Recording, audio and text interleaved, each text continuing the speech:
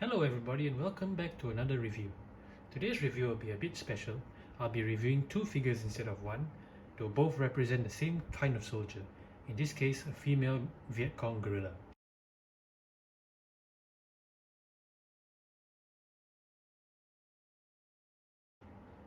On the left you can see is Ujindou's very recent female guerrilla, and on the right you can see Dragon Model's Linh from way back in 2001-2002 if I'm not mistaken. Now let's get on with the review, shall we? Now let's start off with a dragon classic, Linh. And here's Linh, a dragon figure released way back in 2002-2003 if I'm not mistaken. Till this day, if I'm not mistaken, is Dragon's one and only Viet Cong or North Vietnamese figure. Despite its age, it's a great looking figure with many accessories. Now let's take a closer look, shall we? And here's Linh once again. Let's start with the head.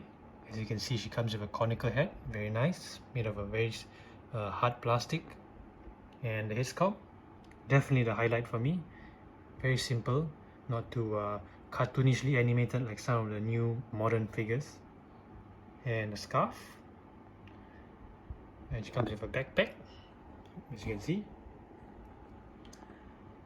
and two stick grenades with a pouch, very nice, and an M1 carbine pouch, which I cannot close for the life of me, but I'll just leave it like that, and a canteen, and her weapon is an M1 carbine, very nice. Oh, and of course, her sandals. Weapon wise, she comes with an M1 carbine. As you can see, it has Dragon's earlier elastic slings, which thankfully hasn't stretched over time.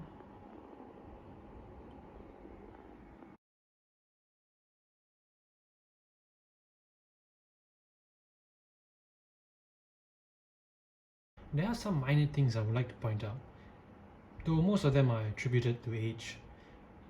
Firstly, since it's an older figure, the dragon body is kind of stiff and it just kind of stays in this position, so don't expect a lot of posability. Secondly is the elastic, like on the sling and the canteen. Over time it like stretches out, so it might seem kind of elongated. And lastly, I don't know if it's just me, but that M1 pouch not closing really bugs me, but yeah. All in all, a great looking figure. I highly recommend her. She's definitely one of my favorites, and one of my oldest figures if you can believe it. Now let's see a sister from 20 years in the future. And here we have Ujindou's female Viet Cong guerrilla, released in 2021 if I'm not mistaken. A great looking figure, she's definitely an upgrade on Linh in almost every way. Now let's take a closer look. And here's the figure herself. Let's start with the head. As you can see, she comes with a black jungle cap, very nice. Also on the back is a conical head, although it's a bit big if you ask me. And head sculpt, very nice. And the classic scarf and North Vietnamese armband. Don't know how historically accurate that is, but it's still very nice. And the highlight for me is definitely a K50M submachine gun. Definitely one of a kind, beautifully detailed. And she comes with this black pouch, not sure what it is. A little tin, some frag grenade, some stick grenades with pouch, canteen, a jungle knife, and another pouch of stick grenades, though there aren't any stick grenades in there. And of course, classic black sandals. Now, let's take a closer look at the weapons, shall we? And here are the weapons that come with the figure. As you can see, she's much more equipped than her older sister. Let's start with the grenades. She comes with two North Vietnamese stick grenades and a normal frag grenade. Comes with a jungle knife, very nice. Definitely one of a kind. Speaking of one of a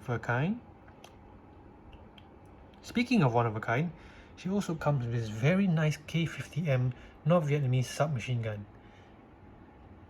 To my knowledge, it's the only figure to ever come with this weapon. I will point out, however, that the stick magazine is a bit loose and might unexpectedly come out at times.